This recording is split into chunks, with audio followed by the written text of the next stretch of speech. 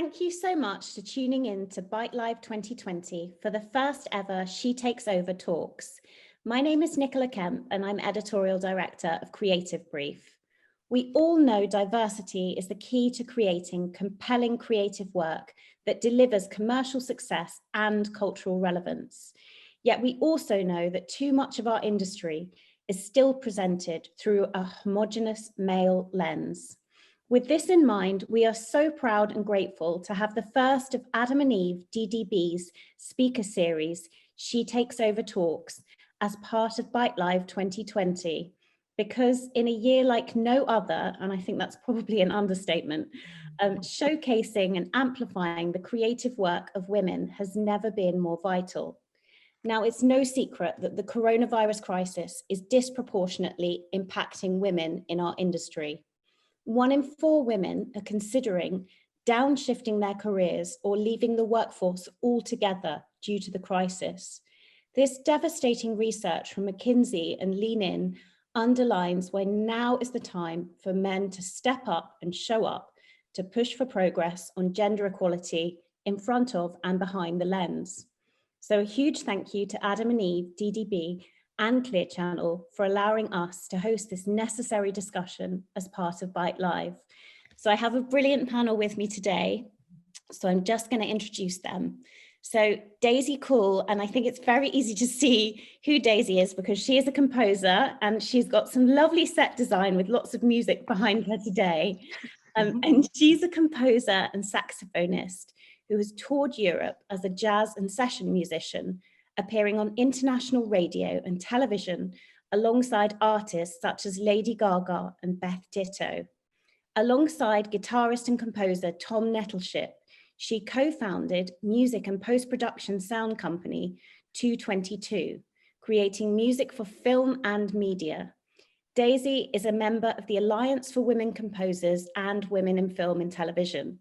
She is an advocate for making the world of film composing open and accessible because she wants all young women to know that this career is possible. Mina Atiyi is an award-winning London-based director. She spent several years working in the advertising industry as a designer and artist before focusing on her lifelong dream of directing. Her wide-ranging work covers themes including mental health, race, and female empowerment, and she's also recently launched a documentary. Her short films have been widely screened across the UK and the US. Mina is represented globally by Great Guns. We are also grateful to be joined by the photography and film duo, the Masons. So as we can tell by the fact that they're sitting together in their bubble, it makes me so happy to see people sitting together. They are partners in life as well as partners in creativity. Their work captures a complexity of character and real emotion in a dramatic and bold style. The Masons are particularly well known for excellent photography and treatment of skin and challenging outdated notions with honest, empowering, and positive representations of different culture. Their clients and published work include Vogue, the BBC, Coco de la Mer, Bloomsbury, Elle, Harper's Bazaar, Rolling Stone, Space NK, and the New York Times. And last but no means least, we have the incredible Laura Rogers, who is Global Creative Director on Unilever at Adam and Eve DDB. So Laura joined Adam and Eve DDB in 2018 as Creative Director for John Lewis and Partners on the Home and Fashion Division, Booking.com and BlackRock. She was recently promoted, so congratulations, Laura, to Global Creative Director to lead the Unilever roster of brands within the agency. As a leading senior female creative in the industry, Laura's voice on increasing female representation at the highest level within the creative industries is both a personal passion point and a regular topic across the Omnicom group. She is the founder of She Takes Over. So before we kick off, I would love to ask Laura to tell us a bit about why she founded She Takes Over and how the audience can get involved and what the aims are. Sure. Well, She Takes Over was founded We kicked it off in the spring of 2020, and it was really created to solve a problem. And that's that, it's so easy to just close your eyes and name, I don't know, 10 male directors or 10 male photographers. Off the top of my head, I could go right now. But why is it so difficult to do the same for female photographers, directors, creators, composers, animators, and the like? So and as creative people, I know at least the good ones are trying to diversify the people that they work with, to work with different people, to bring in different voices. But one of the major challenges that we face, especially in agency life, is that it's very difficult to find people, especially when we're increasingly faced with, tight timelines, a lot of pressure. So what we wanted to do is elevate those people, increase their visibility so that nobody has an excuse to say, oh, I don't know who they are. Who are these people? So what we did is we dedicated, as at Adam and Eve, we dedicated our social channels for the month of March to highlighting female creators every single day. And then what we did is we invited other agencies, production partners, media companies to do the same. And to our delight, kind of took off. And we had over 30 different partners highlighting various talented women throughout the month of March. And now we're going to do it again, and we want to make it even bigger next year. So the thing that you can do, to anybody who's listening who would like to get involved, is do the same. We're going to be having a month of social media takeover to highlight talented women throughout the whole month of March. And anybody with a social channel can get involved, even if you're just an individual. It's a great thing to be putting out there in the month of March. And as a creative person, it was so great to be exposed as I was inundated with new talent for that month. And that was such an exciting thing to see. So as an individual, you can learn so much in that month. And then if you're an organization, you can use your voice to elevate other people, because it's all about increasing visibility so that more talented creators get seen more often, and then by extension, end up getting more work. Thank you so much, Laura. That's such a compelling example of the kind of power of collectivity for everyone to sort of get together and elevate talent, particularly at the moment. We've just gone into a second lockdown, and it's tough, particularly from a production perspective, and when people maybe feel a bit isolated. I think something like this that you've launched prior to the pandemic is almost like more powerful than ever. So thank you so much, Laura. And with that in mind, I'd really like to start with just getting all of you to give us a bit of a perspective, because, we've seen all the data that shows that this crisis is disproportionately impacting women. It's difficult sometimes to promote yourself in a virtual setting, or when perhaps you can't, do that work that you're so passionate about. So I'd love to get your view, advice for the industry really, as to how to kind of better promote, retain female talent. Mina, could I kick off with you, please? Yeah, sure. I think before we even tackle that, we kind of need to stop and register the ways in which the pandemic has disproportionately affected women. Young women in our industry, people who are kind of new to our industry, who have recently joined, are being made furloughed and made redundant at kind of higher levels than more senior members of staff. And so we've seen cases of anxiety and depression, even in younger women, skyrocketing. So that's self-reported as well. So I think, acknowledging that is the first thing, but also, thinking about the ways in which we can perhaps help that. I mean, counselling is something that agencies could look at kind of offering to people who are in need of it. Not just people who have been made, redundant or furloughed, but, people who are just stressed, because we all are at the moment, and it's just this uncertainty which kind of leads to so much anxiety. I think any kind of help with regards to kind of managing mental health would be wonderful, if agencies could kind of consider doing that. And also secondly, mothers who are working in our industry have been kind of disproportionately affected, because they're the ones who are now shouldering the burden of kind of, homeschooling children and working at home and kind of doing all the housework. So they're taking on perhaps a bigger proportion of the unpaid work than men at the moment. So and childcare is really expensive in London. So looking at ways in which to support women with children and who are kind of in need of childcare and who are homeschooling would also be incredibly helpful. But also not just women, but women of colour have been disproportionately affected by coronavirus. We're seeing them reporting higher levels of economic loss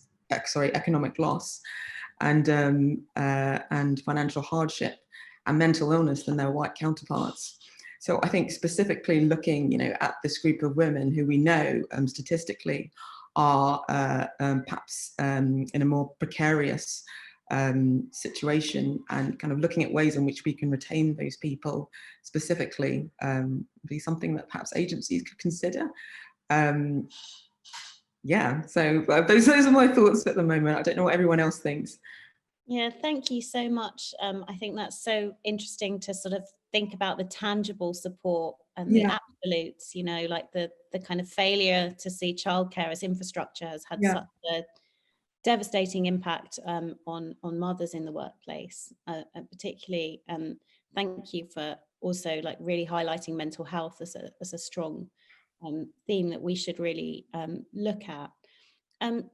Daisy, what would be your builds on Mina's points about what we can be doing more practically to support women, and particularly young women starting off their careers? I think, Mina made some fantastic points. I come from a side of the industry where we're all, pretty much all composers are self-employed, and we are generally fairly isolated because we tend to be the end of the line of post-production. I happen to work with a partner, my partner Tom, so we are a support system for each other. So I feel very lucky about that. I think that at our level, it's on us to make sure we are checking in. So although we are physically isolated, we make an effort to, both Tom and I make an effort to check in with other composers, particularly younger composers, whether that's via Instagram, via social media or WhatsApp, whatever it is. But even just that, if you notice someone has, for example, I noticed a friend of mine had sort of suddenly wasn't on Instagram, which is a very 2020 issue. But so I messaged her saying, just checking everything's okay. By the way, I listened to your track, just that tiny little thing. And I know it meant a lot to her, and that's because someone did that for me. And that's something that we can do as individuals. However, I absolutely agree with Mina that I think agencies can have a huge role to play in supporting composers and other creatives in the industry. I know before this craziness happened, there were quite big strides had been made with regards to childcare. For example, Raising Films in the film industry have been really campaigning and pushing for particularly productions to have childcare on site. And I know they were successful with that. And that's such an incredible, bonus. Well, I say bonus, but I mean, it'd be very helpful if it wasn't a bonus, it was just a given. I really hope that's going to continue as productions do open up. I hope it doesn't become sidelined as a priority, because it's so important. That's such a great initiative to hear about, and so positive to hear that that's happening. Thank you so much for sharing that. And then Marisuka and Donna Marie, or should I call you the Masons? I don't know. What do you prefer? I'd love to get your view about what you think we could be doing. And Daisy made some lovely points about the importance of individual check-ins as well, and like particularly British culture, sometimes "are you all right" isn't really a question, is it? It's just a sort of nicety. So it would be great to get your view as to how we can be supporting each other better in the industry. Yeah, I mean, as you said, I think Mina and Daisy said a lot already, and I think some very key points. So we we don't want to repeat that. But I think it's just, it starts with obviously very basic human level as your friend, your family, checking in with them and just making sure everything's okay. What we are kind of trying to do, we have been quite lucky in terms of high quality work coming in the last few months. We are trying to give teams that, haven't been that busy opportunities to come on board with us. So that's, from crew, like hair, makeup, assistants, just kind of set design, just people that kind of like have been lacking that sort of attention, to bring them on board and just make sure that they do get that work and they do feel that, their talent is being noticed. Yeah. I think at this point, it's very easy to kind of like, just, it is the human level, but then it's also looking at their kind of like talent and making sure that gets acknowledged as well and not just pushed aside. So I think that's what we've been doing from our side a lot. And I think in terms of, what agencies or, even publications from our side, whatever can be doing is it's just consciously making decisions about things, just like be honest with yourself and question, have I, I don't know, the list of artists that I'm potentially thinking of commission for this job, have I done my best to have the, a very kind of like diverse selection in terms of like female talent, in terms of, kind of like minorities talent? Is, I think a lot of people just kind of have very that comfort go-to people that they go to, and because things are so busy, it's just like, oh, let's just go with John that we worked with for 30 years, and we noticed that a lot, especially I think, UK is getting better a bit. I think from our side, we're talking just from our side, I don't know if that's across the industry. I think US is making very conscious decisions at the moment, especially US publications. When they're shooting in UK, they're very conscious of who they pick. We feel that with UK, it's still very much like stay in the comfort zone and just going to a person they worked with for a long time. So I think, just make a conscious decision that at least, you have that diverse talent that you pick from. I know it always comes down to the talent and the right brief, but like ask yourself individually, have you done everything you can to have that pick, that pool? That's kind of from our side, right? Yeah, no, I totally agree. Yeah. And it's just a thing as well, it's, when it comes for us working on set with people, like we're always very personal. And if anything, at this time, we need to be even more so, like check in with people, like people are people. Like I think a lot of people just treat their crew as like, oh, do this, do that, just check in, have a coffee with them, like on a 2-meter distance with a mask on, but like, like take time with everyone on set, with the models as well. Like it's not, oh, just get them in these clothes and get them on set. It's like, have a chat with them, like check in with every single people that you work with on a personal level. Don't just treat them as a workforce. I think that's a key thing. Yeah. Thank you. That's such a powerful point as well, about sort of making conscious decisions about sort of hiring out of your comfort zone. I think particularly in this kind of market that's so economically challenging, sometimes you can see how these things are not being prioritized the way that they should be. And with that in mind, Laura, I'd really like to ask you, your perspective from an agency perspective. Do you think that we have reached a tipping point in terms of representation? And from your own experience, where do you think we are on this journey? Sure. I think if you're not thinking about diversity and representation in your agency, then you're in trouble. Like that is, we are at a point where it is very much part of the conversation, but I don't think it's safe to say that we've reached a tipping point, because to me, that feels like we can somehow be like, oh, we can kind of take, the foot off the gas and we can relax a bit, because we are not at all there. Maybe the conversations are happening. It's something that is very much happening throughout agency life, on production, on hiring within agencies themselves. But until we're actually seeing the numbers, until we're actually getting to a point where the number of women who are treating and getting jobs on for production partners, the number of women in creative departments, until we actually we're at on par, and until we're seeing equality, I don't think it's safe to say that we're at a tipping point. I think we still need to keep pushing. Thank you. And Mina, I'd love to bring you in here because Laura made a really good point about sort of actually measurement. You know, if we don't measure it, it doesn't get done, and it's sometimes not a KPI on a lot of the campaigns. So what would be your view in terms of, you know, how we ensure that we get there a bit faster and that this crisis and everything that's thrown up doesn't sort of slow change? Because we've seen kind of pauses on things like gender pay gap reporting, for example, you know, which then has a knock-on impact on who's leaving the workforce. What's your view? I think that something has definitely changed in this year. I think a couple of things might have contributed to that. You know, obviously we had the killing of George Floyd, which, you know, had the whole world, you know, watching in horror. And we've also had the pandemic as well. So I think we've been in a unique situation where we've all been forced to stare at our own mortality, or, you know, at least consider our own mortality. And I think that's made us a bit more compassionate as individuals. I think that's probably one of the reasons why Black Lives Matter 2020 has been such a huge global movement, because it's not new, it started in 2013.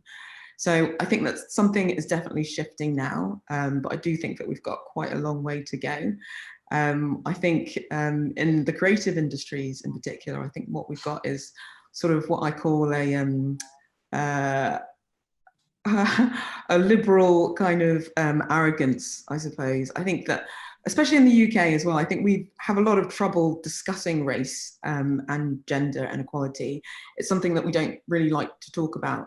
But I think now, you know, there's such demand for, you know, diversity, and it's such a louder conversation that, as Laura said, you know, you can't not think about it in 2020.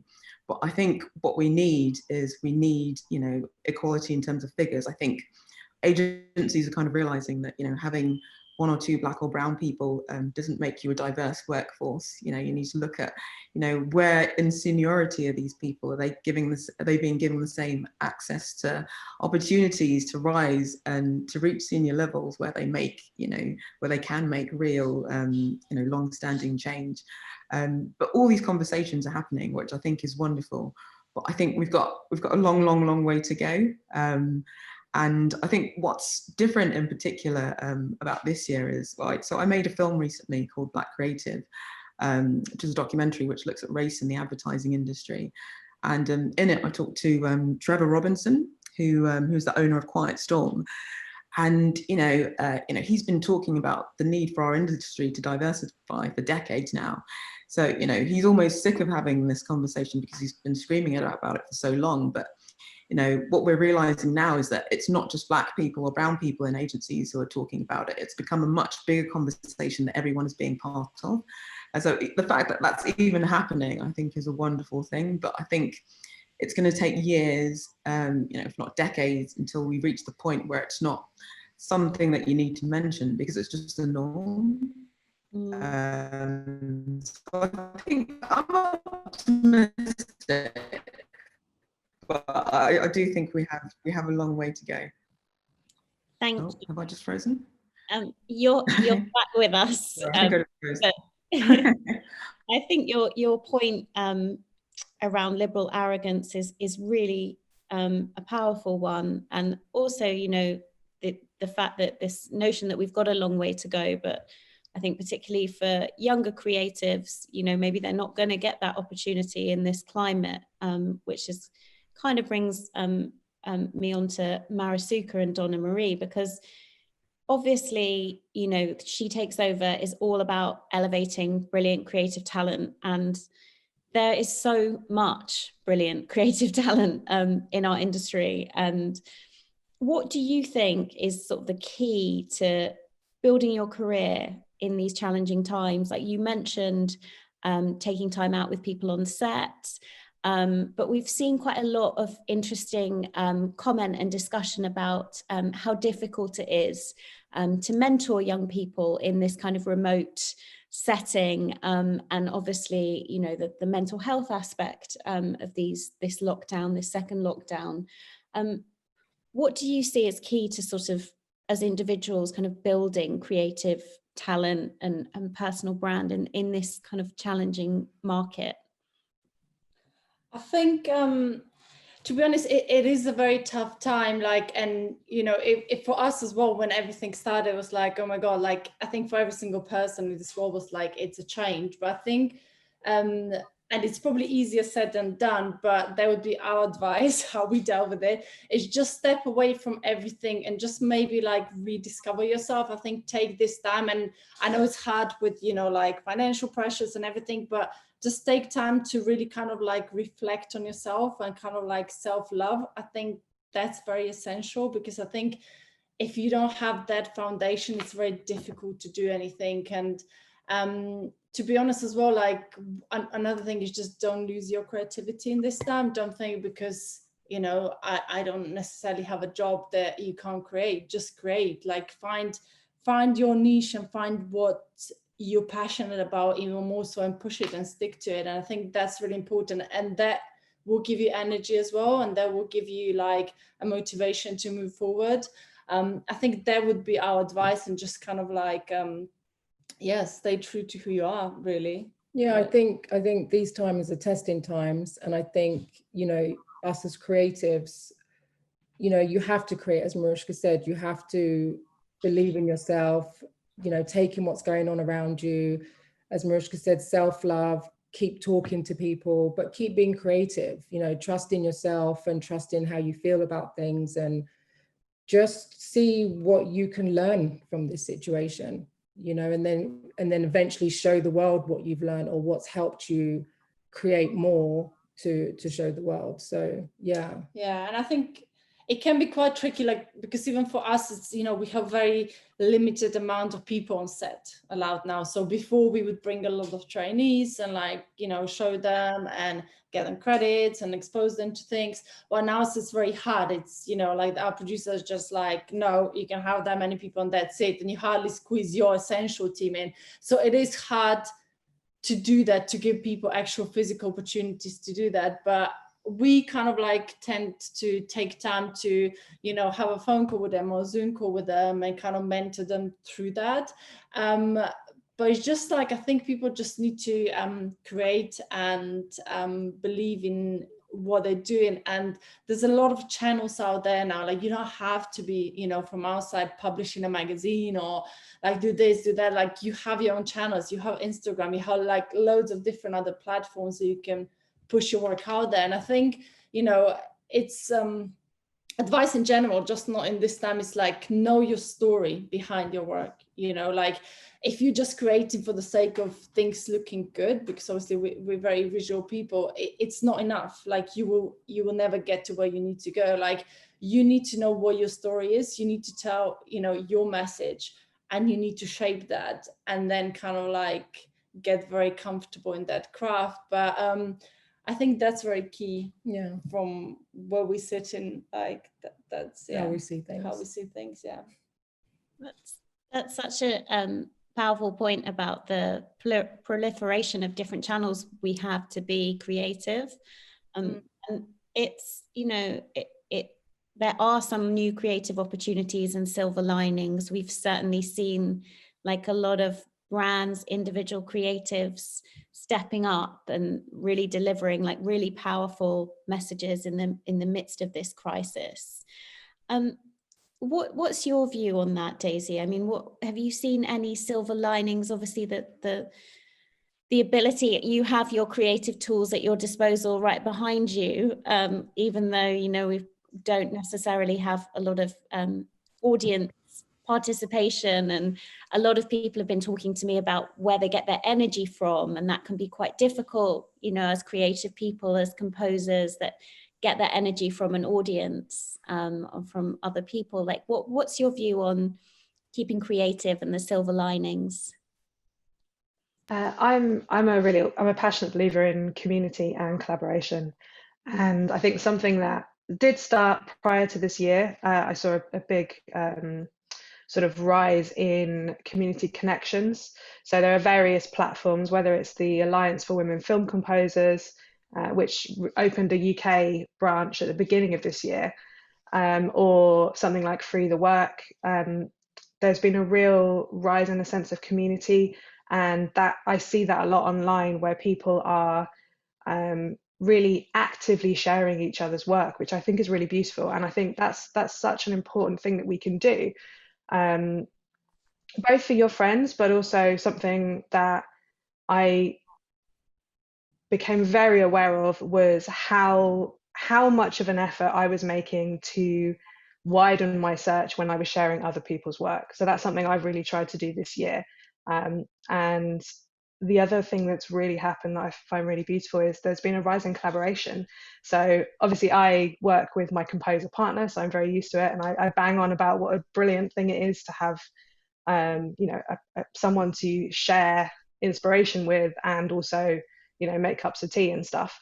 But it's been really nice to see, as perhaps the availability of actual formal work has suffered a bit this year. I've seen other composers start to work together online, just sharing work and creating new things. And that feels like that's been a really positive change in a very strange year.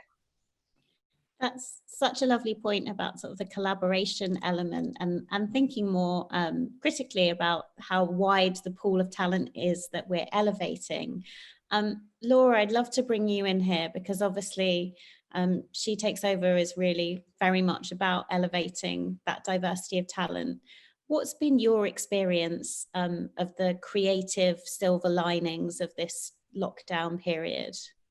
Yeah, I think the silver lining is that it's forced us to completely rethink our way of working in agencies and everywhere else. And that, I think, has unlocked, as Stacey was saying, such amazing opportunities for collaboration. Like just last week, I did a shoot in Argentina from my kitchen table, working with people that, I mean, and while, I would have loved the week in Argentina, that would have been lovely. But what it actually made me think is that, we can be doing more work with different people, bringing together people from all sorts of different locations in new ways. And that feels like it's actually a huge because of the restrictions that have been placed on us, we've been forced to be a little bit more creative and a bit more resourceful in how we work. And as I was sitting there approving shots in Argentina, I was thinking, this is amazing that actually we thought that we had to do it the old way, but now we realize that actually there's a whole other way of doing things. And as soon as you sort of unlock a new way of working, it means that, that the possibilities that come from that are sort of infinite, because now we can be working with, we can be bringing together people from all sorts of different sides of the globe and creating things together in a way that we always kind of maybe overlooked, maybe thought they wouldn't be good enough, but actually they are good enough, and they're also different. And that, I think, is ultimately a really good thing. I think that's such a powerful point. I mean, this is kind of such a once in a generation opportunity to reshape the way that we work. And this crisis has proved that so many of the barriers to flexible working and more inclusive ways of working were entirely imagined, which is so exciting from a talent perspective as well. Mina, what's your view? I mean, you've obviously stayed incredibly creative and productive in the midst of a global pandemic, which is not always an easy thing to do. I mean, what have you seen as the real silver linings here? I think, I think a lot of creativity is born out of constraint. I think, we've seen that, you don't have to have, a big fancy camera. You can go and shoot on your iPhone. You can, take photographs on your phone. It's creating is at our fingertips. We've got so many tools at our disposal. And so I think, once you're in a creative headspace to kind of, start making stuff, a lot of the restrictions that perhaps we thought were there before, we found workarounds, not, to help us create. Thank you. I'd just like to switch slightly to just talk about allyship and what that really looks like. Because talking to a lot of creative women throughout the midst of this crisis, there's been a lot of talk about exhaustion, mental load, second shift, third shift. And I just thought it's such a powerful opportunity to talk about what advice you would give to the audience as to how to be a better ally, because, you know, She Takes Over is also really about men and all different types of people from across the industry really kind of pushing for progress on greater diversity behind the lens. Like, has anybody got any good advice about what it really means to be a good ally? Marashuka and Donna Marie, could I possibly kick off with you? Is that okay? I mean, from my point of view, I just think, you know, there is a lot of talk about, you know, including women and including diversity. I think the key is to actually have things actually happen, for people to see that it actually is happening, to, you know, to have meetings, to maybe be put in the room, having the conversations, being considered for work, getting the job, showing your true potential, looking out for others that are creative that might not necessarily get those opportunities. I think it's just to do what you say for things to actually happen, you know. Yeah, I think there's a lot of talk and a lot of, you know, people would like for this to be this way, but I think it's just the time to actually do it, you know, to actually give people the opportunity to look out for your co-workers, and yeah, just to actually have it being done. I think that's such a powerful point, to just the show us point is really, really powerful. Mina, could I bring you in here for your view? Yeah, absolutely. I mean, I'd 100% agree with that. I think, you know, if you want to be an ally and if you want to kind of, you know, be part of the progress, it's about being vocal and, you know, taking action. And that means, you know, often sometimes having uncomfortable conversations when you walk into a room and there are no females, or you walk into a room and there are no people of color, or, you know, you're witnessing kind of some unconscious bias, or, you know, gender stereotyping or racial stereotyping. I think being vocal is key, because I think, you know, a lot of us, you know, perhaps we think of these things, you know, when we experience them, but perhaps we don't want to feel like we're rocking the boat, or we don't want to be, you know, seen as, you know, a troublemaker, or, you know what I mean? We don't want to feel as though, you know, we're potentially causing offence. But I think by not saying things and by not being vocal, we're probably doing more harm. So I think, you know, for me, like, you know, true allyship would be, you know, being vocal and, you know, standing for diversity and standing for inclusion, which means being outspoken. Thank you. And Daisy, could I bring you in here? That power of speaking up is such an important point. I mean, what would be your build?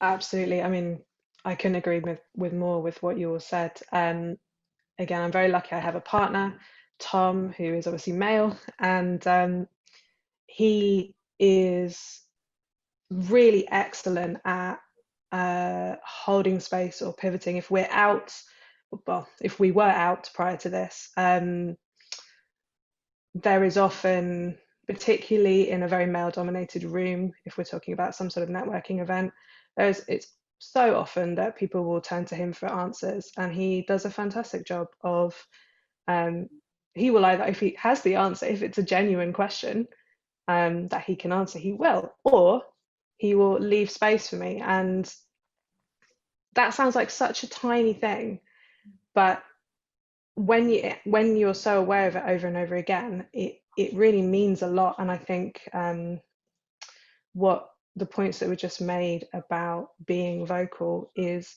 absolutely everything, but also just making the effort. You know, it might take you one more email to find that extra person on your shortlist.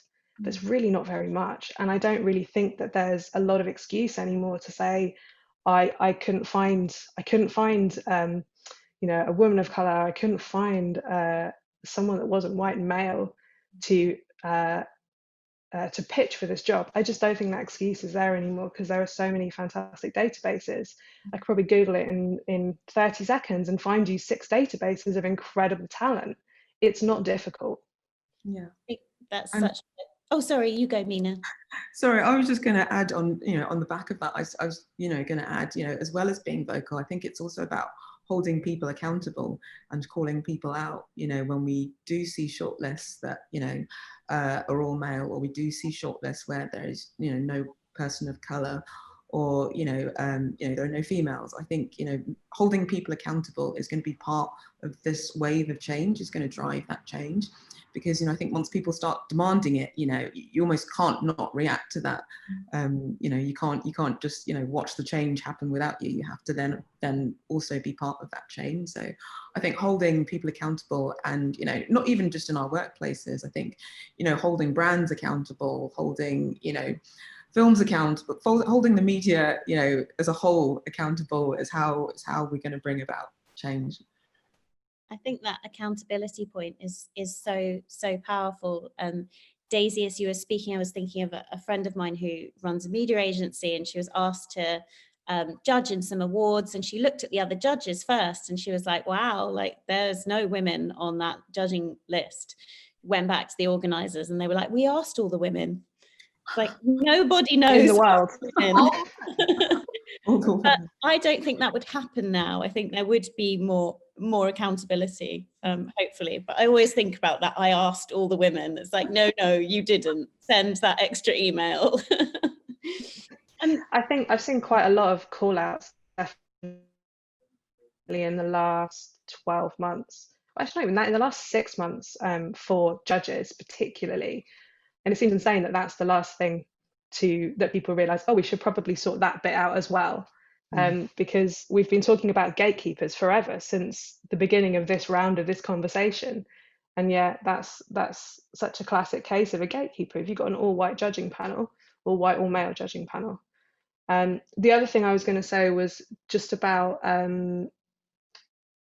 hiring, I think the point was made before, but I think when we're talking about allyship, again, it's the easiest way to be an ally is make sure that if you have the power where you are hiring a team, which obviously Masons, you spoke about that a lot, and I know that we are restricted in numbers, but I think particularly in my side of the industry, it's an easy way for super experienced composers to move the conversation forward and to move the needle forward actively, rather than, as everyone else said, just talking about it. But I think it's about representation, and it's about diversity, but it's also about the work.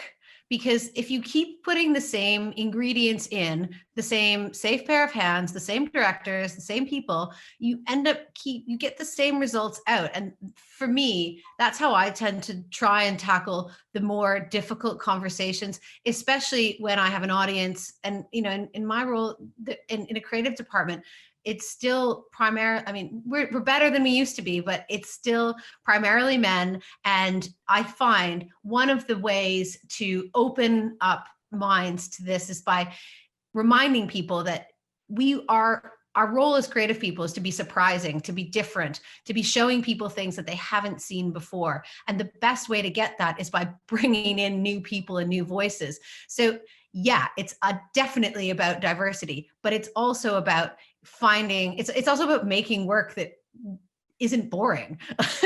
And I think in order to do that, we need new people making the work. So I guess, you know, to tackle some of those more the more challenging audiences, you know, sort of appeal to their desire to be good, you know, by telling them, if you want to be good, if you want to stay relevant, you have to bring in new people, new voices. It can't always be the same, you know, 5 directors. That's such an important point. I just wanted to ask everybody, before we wrap up, to leave the audience with one piece of advice to take back to their virtual desks, their sofas, their creative plans that they've maybe put on hold, as to one thing you think they could take forward and just implement into their creative work or the way that they're working, whether it's taking a bit more time away from video calls, she says on a video call, or, you know, anything like that you think the audience could really just take away from this discussion. Mina, could I kick off with you, please?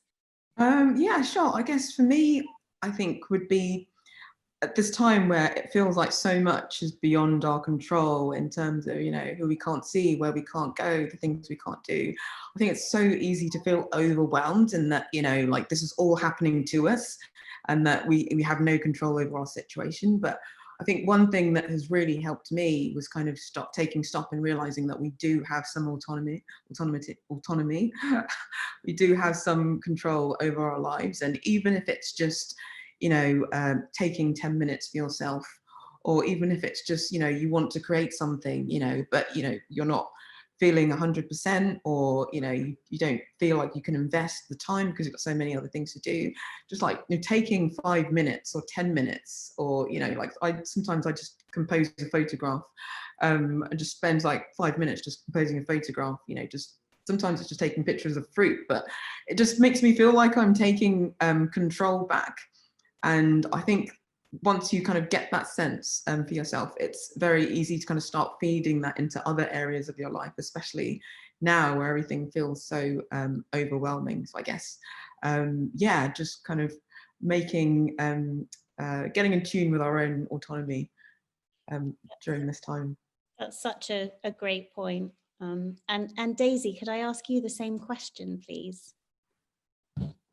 I think I would say to tap into your community, you know, whether that's 6 people, maybe there's six people that do what you do, and just checking in both on them, but also maybe it sparks a conversation about creativity, maybe it sparks a conversation about childcare, you know, it could be absolutely anything, but remembering that you are not on your own.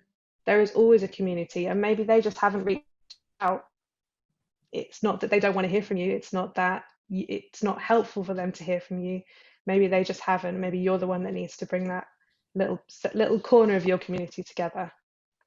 Thank you. And the Masons, could we get your tips, please? I mean, I would agree with Mina, actually, just in the case of just stepping back and taking a breath and just getting in tune with who you are again, just blocking out all the noise and trying to get back to your initial creativity. Yeah, it does wonders, I think, just to take time out and to find out where you are and where your head is at in everything, and then to go out and come up with an idea and create something. So yeah, I agree with that. And I think, I mean, especially as an artist, like regardless of the times we're in, but even more so because of the times we're in, you need to have time to do things that feed your soul, no matter how busy you are, because sometimes we get so busy, and especially like, you know, being constantly on the Zoom calls, you just become a robot and you forget what your soul is and what your heart actually wants. And I think it's important for every person, not, you know, just artists, but you just have to tune back into who you are, like Donna said, and just create, like, you know, like Mina said, just create and do things. And you might even find your craft in that, because I mean, looking at us and our story, we actually started doing what we were passionate about, you know, telling untold stories, and that actually became our craft later, but it has to come from the heart. And now it's actually a really good time to just take that time, because you will benefit from it, and you never know, something bigger might come out of it. If it doesn't, it's okay. You will feel better at the end of the day because you tapped into who you are. So thank you. I think that's such a powerful message. I think like many of us are struggling with digital presenteeism. We feel like our Outlook calendars are that like control our lives rather than having any control over them. It feels like a radical act to take some time out for ourselves. And Laura, lastly, could you please give us your advice? Okay. Yeah, I think I would just like to speak to the creatives, the agency producers, the creative directors out there who are trying right now and like scrambling to pull together a short list of directors or photographers or production partners, and just say, like, just take a minute and take the time to find the best possible people for that list. Take the time to find those new and exciting voices, because it absolutely will pay off in better work.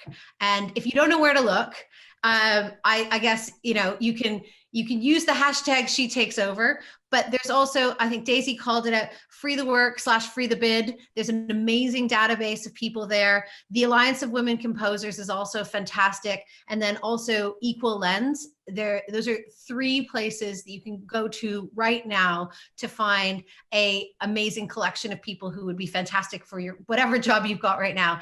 And I think that's the way to make something that will, hopefully be the next thing that goes into your portfolio. Thank you so much. You've all given so much brilliant advice, whether it's like engaging with communities, whether it's taking the time to look at She Takes Over when it comes to casting, or taking the time to step back for yourselves. I think that sort of control of time and making the time, even if it's just to send that one extra email to get that new talent on board, is really important. So thank you so much for taking the time to talk to us today. And also a massive thank you to the team at adam&eveDDB and Clear Channel for making today happen. We also know that behind every great woman is a whole load more of brilliant, great women, and a few men as well. So I just wanted to say a few thank yous. Laura, Jessica, Jemima, Catherine at Adam and Eve, the brilliant design team, Paul, Joe, Camille and Rachel. Also thanks to Jackie Jo at Equal Lens, Lou at Making Pictures, Eva, Louise and Emma at Clear Channel, and Izzy, Elaine and Ellie and Grace at Creative Brief. And of course, thank you so much to everyone, not just for tuning in today, but for elevating and recognizing creative female talent tomorrow and taking that time to make sure that She Takes Over is a priority. Thank you so much. Thank you. Thank you. Pleasure. Thank you, guys. Thank you. Thank you.